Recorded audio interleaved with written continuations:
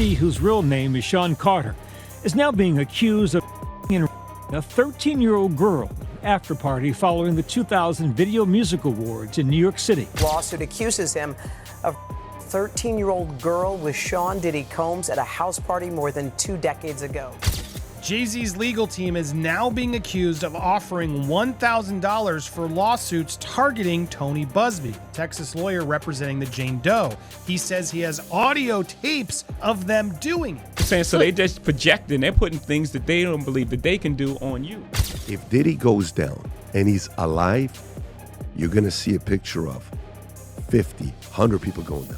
Diddy's a man that has dirt on everybody. Jay-Z's world is crumbling. Newly leaked audio exposes shocking attempts to bribe witnesses and cover up a case that could destroy him. Texas lawyer representing the Jane Doe. He says he has audio tapes of them doing it. And what about Beyoncé? Resurfaced photos now suggest Jay-Z pursued her when she was just 16. Did their relationship begin in a way he hoped would stay hidden? Wow, a long time. How long? 10 years? However long she's been recording. Hi, my name is Beyonce.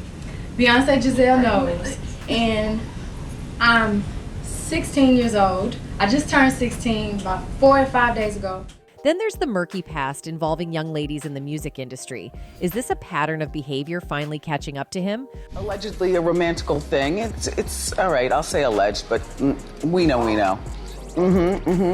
Yeah, she hit it before Beyonce. With new claims potentially involving both female and male young people, could this be the end of Jay-Z as we know him? And if Diddy's case blows wide open, is Jay-Z next in line? You know what the only solution is? They have to Epstein Diddy before any of this stuff leaks. Could this be the smoking gun?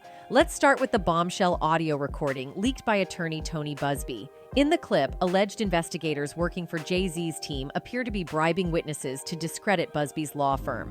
Busby wasted no time calling this out, posting on X. Investigators from New York have called many of our law firm's current and former clients. What they didn't anticipate was one of the clients decided to record the conversation. It's shocking and illegal. Here is a portion taken from the transcript. Investigator. In a couple of days or maybe by next week, anyone Googling Busby and his company, his practice, are going into litigation. Okay? What we're trying to do is we are trying to put this thing together for the company that we're working for. We could get you paid.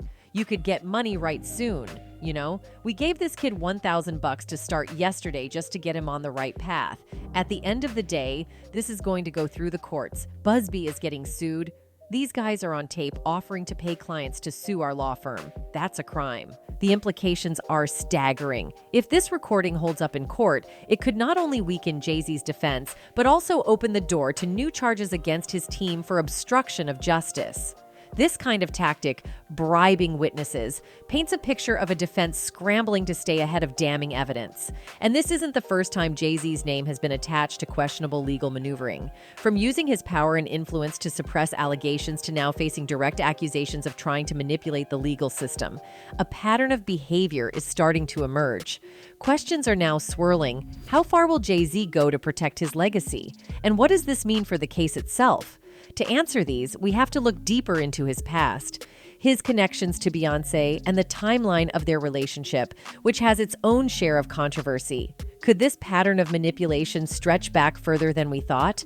Let's address the resurfaced photos of Jay-Z and Beyoncé and why they are causing a stir online. The pictures showing a 28-year-old Jay-Z with a 16-year-old Beyoncé have reignited concerns about their relationship timeline. This contradicts Beyoncé's long-held narrative that they started dating when she was 19. But why does this matter now? Let's start with the facts, or what we've been told are the facts. Beyoncé has always maintained that she met Jay-Z when she was 18 and that they started dating when she was 19. Yet multiple sources, including interviews and Jay-Z's own Instagram post from 2013, suggest otherwise. Photos have surfaced showing a 28-year-old Jay-Z with a 16-year-old Beyoncé, raising questions about her claim that she was 18 when they first became friends. The renewed focus on their early relationship comes after Jay-Z, now 55, was hit with a civil lawsuit accusing him of SAing a 13-year-old person on September 7, 2000, following the MTV Video Music Awards. Jay-Z denies the allegations, calling them part of a blackmail attempt. Not long after the alleged incident, Jay-Z, who was 30 at the time, was publicly seen with Beyoncé, who was 19. Beyoncé has previously said that they met when she was 18, becoming friends before their relationship turned romantic a year later. But Jay-Z has stated that they met when she was 16, and that he was determined to make her his. Now, a newly surfaced photo from the set of Destiny's Child's No, No, No video confirms that they did meet when Beyoncé was 16, although there's no suggestion that anything romantic happened at that time. Another picture has also resurfaced, showing Jay-Z at a nightclub in Dallas in 1998, watching a 16-year-old Beyoncé perform live with Destiny's Child. The couple, who have been married for 16 years and have 3 children, Blue Ivy, 12, and twins, Sir and Rumi, 7, appeared united during a recent red carpet event in Hollywood for the movie Mufasa, The Lion King, where Blue Ivy provides the voice for the character Kiara. Beyoncé's mother, Tina Knowles, was also present, and she made headlines recently after claiming her social media account was hacked when a like appeared on a post about Jay-Z's lawsuit. Destiny's Child recorded their debut album No, No, No in 1997 when Beyoncé was 15. She turned 16 that October, just before their first single was released. Beyoncé and Jay-Z are widely believed to have first met sometime between 1999 and 2000 when Beyoncé was 18 and Jay-Z was 30. They were friends for about a year and a half before they started dating when she was 19. In a 2008 interview with 17 magazine, Beyoncé said, "I was 18 when we first met, 19 when we first started dating." She later recalled in a 2013 interview with Oprah Winfrey that their relationship began with a solid friendship, with the two talking on the phone for a year and a half before dating. We were friends first for a year and a half before we went on any date, on the phone for a year and a half. And that foundation is so important in a relationship. However, in a 2007 interview with Charlie Rose, Jay-Z seemed to contradict Beyoncé's timeline. When asked how long he had known her, he responded, "A while, a long time." Charlie pressed him, suggesting it might have been 10 years, to which Jay-Z responded with a smile. I met her. I mean, was it 5 years ago? Was it? I met her 10 years ago. During this interview, Jay-Z confirmed that he met Beyoncé when she was 16. In a 2013 Instagram post, he gushed about Beyoncé, saying, "The first time I laid eyes on her, she was 16. I thought in my head, she will be mine." A picture from 1998 showing Jay-Z with Destiny's Child also reveals that Beyoncé was 16 at the time. The couple officially went public with their relationship in November 2001 when they appeared together on the cover of Variety. Jay-Z later told the magazine that they were just beginning to try to date each other. He explained that he had to work hard to win her over, noting, "She's a charming Southern girl. You know, she's not impressed. But I would have definitely had to be this cool."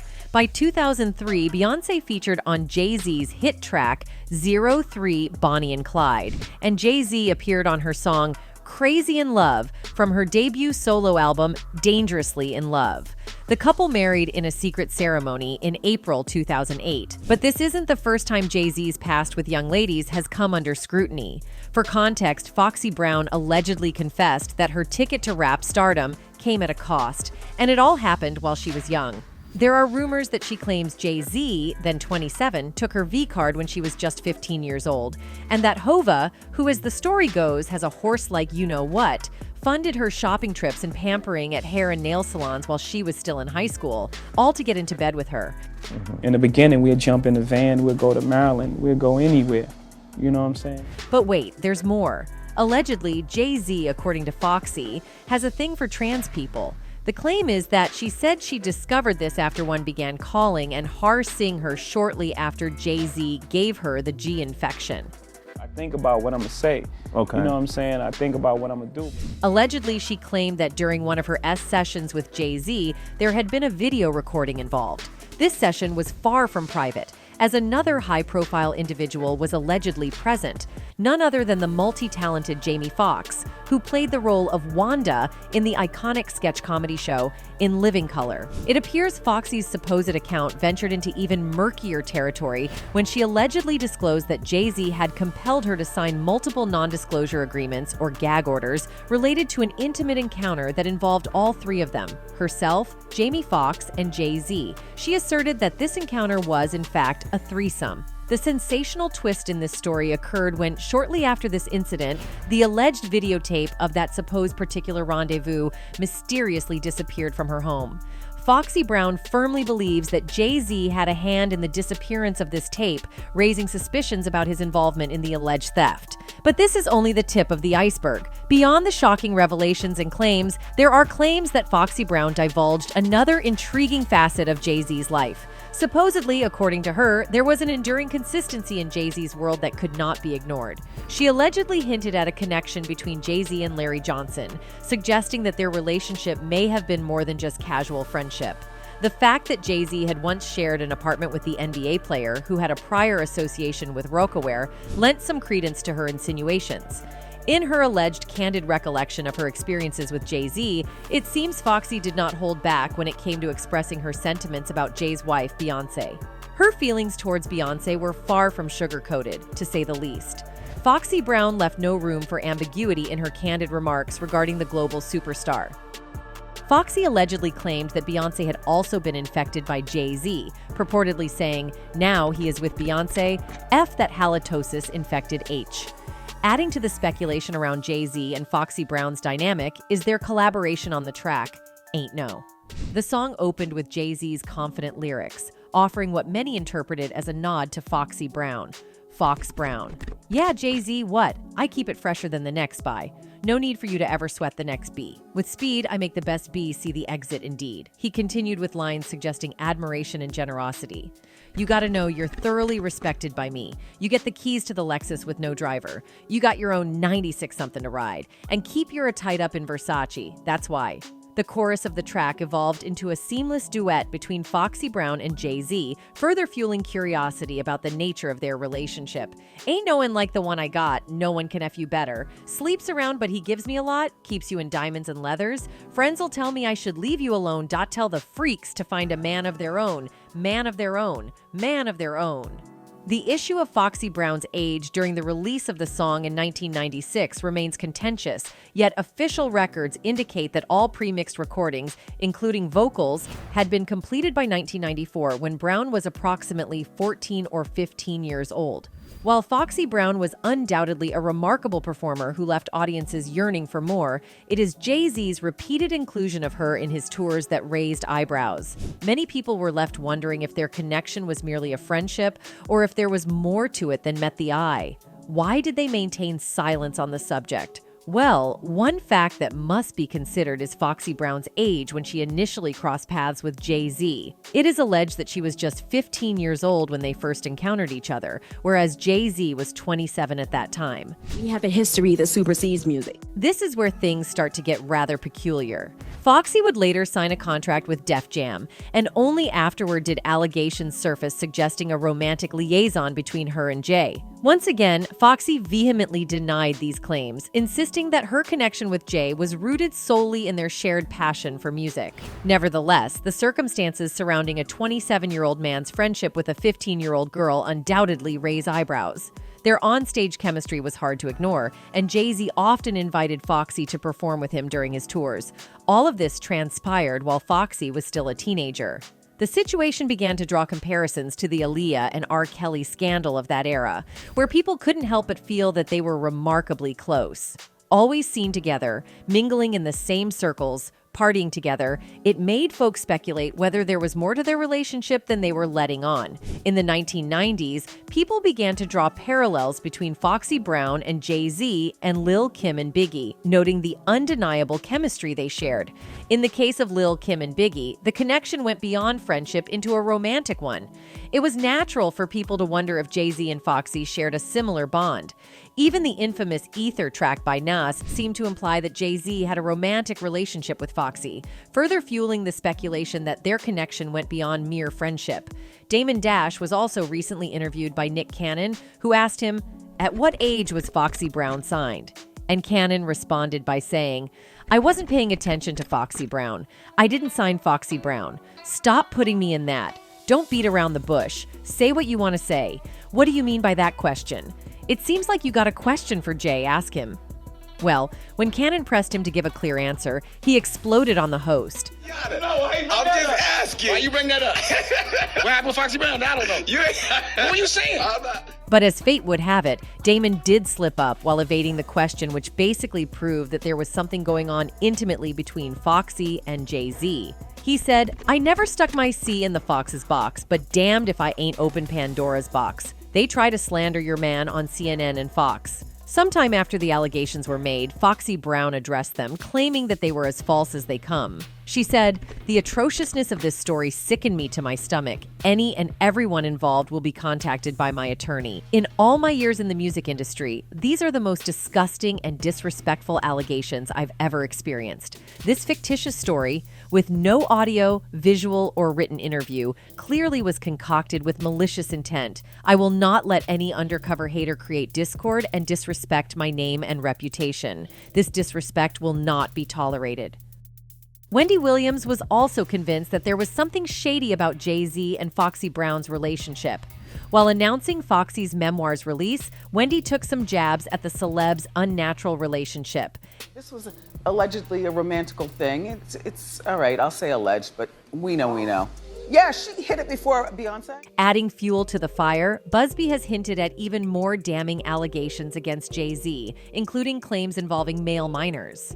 Apparently, according to Jay's extortion lawsuit before this civil suit was filed, Busby threatened to include both male and female young people on top of the Initial 13YO girl claim if he didn't comply with his demands. The lawsuit states, plaintiff John Doe is the victim of a scheme by defendant Anthony G. Busby and his firm, the Busby Law Firm, collectively Busby or defendants, who are shamelessly attempting to extort exorbitant sums from him or else publicly file wildly false, horrific allegations against him. Defendants have threatened to unleash entirely fabricated and malicious allegations of SA, including multiple instances of SA of a young person, both male and female, against plaintiff if he refuses to comply with their demands. These baseless accusations are nothing more than a weapon in a calculated plot to destroy plaintiff's high-profile reputation for profit, despite the complete absence of any factual basis for such claims. If these accusations come to light, it could spell disaster for the rapper. And let's not forget the broader implications. As the lawsuit against Diddy unfolds, insiders predict a domino effect that could implicate dozens of high-profile figures, including Jay-Z. You see, most of these shenanigans took place at Diddy's parties, and Diddy was actually involved in most of them. Now, fans are speculating that Diddy might get Epsteined in jail to prevent him from revealing too much. In fact, according to multiple reports, Diddy has been refusing to eat prison food out of fear that someone may try to poison him. Sources claim he's paranoid and terrified that his life is at risk. But where is this fear coming from? And is it paranoia? Or does Diddy have a legitimate reason to be scared? Speculation is running wild that Sean Diddy Combs might be refusing to eat in jail, fearing he could be Epsteined, taken out, and made to look like a self-harm fatality. Sources close to the situation suggest that Diddy's paranoia is through the roof, especially as his testimony could expose dirt on some of the most powerful players in the industry. Former inmate Larry Levine has fueled the rumor mill by claiming Diddy may have stopped eating altogether because he's afraid someone might poison his food. Levine hints that Diddy's got serious secrets on people with deep pockets and high stakes, and they might want him silenced before he can take the stand. For some, it's easy to brush off Diddy's fear as paranoia, but for others, this is just the beginning of a much larger story. The timing is what's raising suspicion. Diddy's testimony is scheduled to happen soon, and the word on the street is that his testimony could shake the foundations of the entertainment industry. His fans fear he won't survive long enough to tell his story, a fear that's intensified after the suspicious deaths of other high-profile figures who were set to testify before Diddy. As we know, Diddy has been facing serious charges that could result in years behind bars. But here's where things get even more shocking. Rumors are circulating that Diddy's testimony could involve exposing the Hollywood elites. Many believe Diddy could reveal the names of high-profile celebrities, politicians, and others who were involved in his infamous freak-offs, wild parties allegedly filled with disturbing secrets. Justin Bieber. Kevin Hart. Mark Wahlberg. Snoop. DJ Khaled. It's no secret that Diddy has long been rumored to have connections with some of the most powerful people in entertainment and politics. So, if he does testify, what exactly will he reveal? Some speculate that Diddy's testimony could be more than just a defense strategy. It could be a bombshell that implicates other high-profile individuals, sending shockwaves through the industry, and that's where the danger comes in, especially for guys like Jay-Z. So where does this leave Jay-Z? With mounting evidence, resurfaced controversies, and more allegations potentially on the horizon, his carefully crafted image as a business mogul and family man is hanging by a thread. Anyway, that's it for this video, folks. Bye.